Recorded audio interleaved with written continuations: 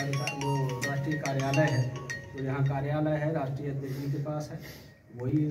तो आपको जानकारी नहीं कि हमारी बिरादरी के कितने मतदाता हैं? हमारी बिरादरी के मतदाता पूरे प्रदेश में, जिले की बताओ, प्रदेश की थोड़ी आप वार्ता फरुखाबाद में कर रहे हो। इस जिले में हमारे 2.5 लाख से अधिक मतदाता हमारी बिरादरी के हैं। जिलाध्यक्ष जी तो नहीं होंगे, लगभग लोकसभा में इतना वोट है। लोकसभा में एक लोकसभा में इतना विधानसभा में 2.5 लाख फरुखाबाद में लगभग साहब 30 से 35 हज़ार वोट है सदर विधानसभा में। 35,000। हाँ, 35 से।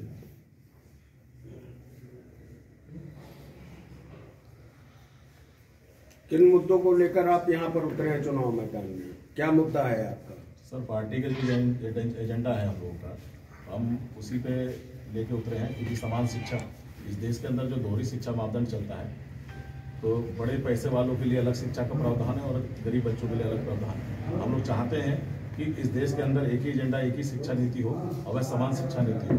जो पैसे वालों के बच्चे पढ़े, वही जो है कमजोर समाज के बच्चे हैं वो भी वही शिक्षा को लें।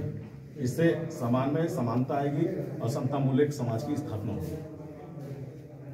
यहाँ पर चारों विधानसभा के प्रत्याशी मौजूद हैं। सर, चारों विधानसभा के प्रत्याशी का एक सीट जो भोजपुर वाली है वो वह AIM के हिस्से में है, ओवैसी साहब के खाते में है।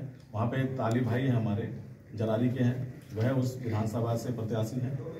अमृतपुर वाली जो विधानसभा है उस पे अजय राजपूत जी हैं, वह क्या नाम बहुजन मुक्ति पार्टी से हैं। और सदर और कायमगंज जो है ये हम लोगों के साथ है। भागीदारी परिवर्तन मोर्चा में आपने देखा होगा कि ओवैसी साहब हैं, बावन मेश्राम जी हैं और माननीय बाबू सिंह कुशवाहा जी जो है इस प्रदेश में इसको नेतृत्व कर रहे हैं। रामकरण कश्यप जी हैं, राम केवट बिंद जी हैं। तो ये तमाम लोगों ने जो है इस भागीदारी परिवर्तन मोर्चा को बनाया है उत्तर प्रदेश में। और हम लोग जो है जो जमीनी मुद्दे हैं, जो एक आम जनता के जमीनी मुद्दे हैं, हम उनको लेकर काम कर रहे हैं। अगर आप लोग चुनाव जीतते हैं तो महिलाओं के लिए क्या सोचा आप लोगों ने? माननीय बाबू सिंह कुशवाहा जी का इससे पूर्व सरकार में जिसमें रहे वो, जब उस सरकार में वह थे तो उन्होंने पूर्णतः जो है आपने देखा होगा कानून व्यवस्था को बिल्कुल हाई अलर्ट कर रखा था। महिलाओं के सवाल पे आपने कहा तो जनता पार्टी का एक सिस्टम है कि महिलाओं को 50% हिस्सेदारी हर क्षेत्र में दी जाएगी।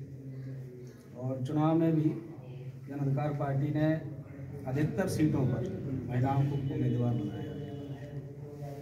आपने जातिवाद कहाँ से खोल दिया कि जातवाद की गणना कराई जाएगी? जी, एक जात से क्या चुनाव जीत जाएंगे? एक जात से चुनाव नहीं, सब जातियों का मामला है। हर एक बिरादरी का जातिगत गणना से एक बिरादरी की गणना नहीं। जातिगत गणना का मतलब है सब बिरादरियों की गणना हो, गिनती हो। जिससे अभी क्या होता है, एक पार्टी कोई सरकार में आती है तो उसकी जो राष्ट्रीय अध्यक्ष है, उस पार्टी का जो राष्ट्रीय अध्यक्ष है, उसकी बिरादरी के अकेले लोगों का अधिकतर काम होता है, बाकी लोग ऐसे ही रह जाते हैं। और जातिगत गणना हो जाए तो उस गणना के आधार पर जिस बिरादरी की जितनी संख्या है, उस संख्या के अनुपात में उन्हें सब जगह अगर हिस्सेदारी मिलेगी तो उनका भी सम्मान बढ़ेगा, उनके भी लोगों का काम होगा। नहीं, बाबू सिंह कुशवाहा जी तो पुराने आदमी हैं, पुराने नेता हैं, तो उन्हें इससे पहले क्यों नहीं जातिगत गणना कराई? क्या मामला है? जो पार्टी का राष्ट्रीय अध्यक्ष होता है, क्या सत्ता का सुख भोगते हैं क्या? जो राष्ट्रीय अध्यक्ष होते हैं उनकी विचारधारा के आधार पर बाकी सब कार्यकर्ताओं को काम करना पड़ता है। माननीय बाबू सिंह कुशवाहा मानवर काशीराम साहब के साथ चले थे तो उन्हीं का नारा था जिसकी इतनी संख्या बारी उतनी उनकी हिस्सेदारी। उस विचारधारा को लेकर वो चले थे और उसी विचारधारा को लेकर उन्होंने समाज में काम करना शुरू किया था। और जो काम करना शुरू किया वो हो सकता है मायावती जी को ठीक ना लगा और उसका खामियाजा बाबू सिंह कुशवाहा जी को भुगतना पड़ा। तो अभी जो 5 साल पहले चुनाव नहीं हुए हैं, जिस बीच में आपकी पार्टी ने यहाँ जनपद में क्या कार्य करे, कौन सा आंदोलन करा, किस आंदोलन में कोई हिस्सेदारी हुई उसमें? जी, कोरोना काल जब आया था पहला वाला, कोरोना काल में जब सब लोग मुंह बंद किए बैठे थे, उस समय सरकार ने कुछ निजीकरण पे कुछ कंपनियों को बेचा था और उस समय कानून बना कृषि का, नई मानी पराली जलाने वाला कानून, जो पराली नहीं जलाई जाए, तो वो बना था और नई शिक्षा नीति आई। तो एक बाबू सिंह कुशवाहा जी ने, जन अधिकार पार्टी के राष्ट्रीय अध्यक्ष जी ने एक हम सब लोगों को कार्यकर्ताओं को निर्देश दिया था कि अपने घरों में बैठकर आप लोग 21 मई 2020 को जब पूरा कोरोना चल रहा था तो सब लोगों ने हाथों में काली पट्टियां बांध के सरकार की गलत नीतियों के खिलाफ धरना दिया और उससे सरकार को कुछ समझ में एक दिन में आया नहीं। उसके बाद 1 जून 2020 से 7 जून 2020 तक जन अधिकार पार्टी के कार्यकर्ताओं ने फिजिकल डिस्टेंसिंग का पालन करते हुए हाथों में काली पट्टियां बांध के 1 सप्ताह के लिए धरना दिया। उसी बीच में उन्हीं नीतियों को लेकर उसी बीच में 3 जून को कृषि के काले कानून जिन्हें कहा गया वो 3 कानून आए, उन्हें भी शामिल किया गया। इस तरीके से 15, 16, 17 मांगों को लेकर जिनमें कृषि के कानून वापस किए जाएं, किसानों के हित में नहीं थे। नई शिक्षा नीति वापस की जाए। नई शिक्षा नीति में इसलिए आपके चुनाव प्रचार में ओवैसी आएंगे? प्रयास किया जा रहा है। सब प्रत्याशियों को अभी तो हमारे कल सिंबल मिल जाए तो रणनीति बनाई जाए और ये प्रयास है कि ओवैसी जी भी और मोहम्मद निस्ताम साहब भी और ये सब लोग आए। तो आपका जो सवाल था उस पर मैं कहना चाह रहा हूँ कि 1 जून 2020 से लेकर 7 जून 2020 तक 1 सप्ताह के लिए धरना दिया था घरों में बैठकर। और उसके बाद जितने सोमवार आए 22 जून 2020 से लेकर ये चुनाव की तारीख जब से घोषणा हुई इससे पहले तक जितने सोमवार हुए हर एक सोमवार को हमारे पूरे प्रदेश के अंदर सब पदाधिकारियों ने एसडीएम और डीएम के माध्यम से महामहिम राज्यपाल महोदय, महामहिम राष्ट्रपति महोदय को ज्ञापन दिया और धरना दिए पूरे प्रदेश में। ये आंदोलन बहुत दिन से चल रहा है जिसमें खाद बीज दवाओं के पैसे ज़्यादा हैं वो कम किए जाएं, डीजल पेट्रोल के दाम कम किए जाएं, आवारा पशु घूम रहे हैं उन पशुओं को रोकथाम की व्यवस्था की जाए, किसान भी सुरक्षित हों, पशु भी सुरक्षित हों। ऐसी पॉलिसी सरकार बनाए। यूरिया में 5 किलो कम कर दिया गया, पैसा और बढ़ गए, गैस सिलेंडर के दाम बढ़ गए। इस तरीक़ा की तमाम चीज़ें जो दोहरी मार पड़ रही है किसानों पर, गरीबों पर, कमज़ोरों पर, इस सब के लिए बेरोजगारी आप लगातार देख रहे हैं कि पेपर होते हैं और पेपर होते हैं सब लीक हो जाते हैं।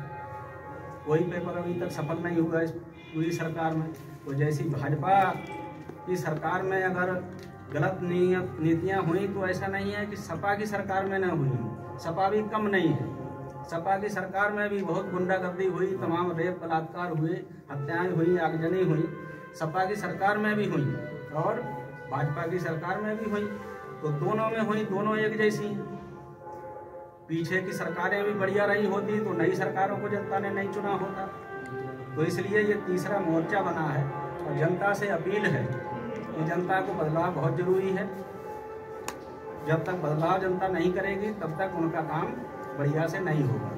इसलिए चूँकि 70 साल में 5 साल की व्यवस्थाएं हैं कि 5 साल बाद जनता का काम बढ़िया ना हो तो जनता उन्हें हटा दे। जनता हटाती तो है लेकिन बदले में घुमा फिरा के उन्हीं को लाती रही है। ये कारण है कि उनके दिमाग में ये है कि और कोई आने वाला ही नहीं है या जनता और किसी को चुनेगी ही नहीं, इसलिए हमें जो करना है सो करते रहें। हालांकि इस समय हम लोगों के कार्यों के आधार पर, जन अधिकार पार्टी के समझाने के आधार पर जनता में काफ़ी बदलाव है और वो समझ रही है। इस मोर्चा को, जो मोर्चा बना है, इसे वोट देकर, भारी संख्या में वोट देकर मोर्चा को कामयाब बनाएगी और हम लोग सरकार में भागीदारी निभाएंगे। इस मोर्चा के बगैर किसी की सरकार नहीं बनेगी। प्रयास हमारा है कि मोर्चा की सरकार बने, इसके लिए हम सब लोग मेहनत कर रहे हैं। ये जो मुद्दे थे मैंने आपको बताया जिन पर पार्टी काम कर रही है।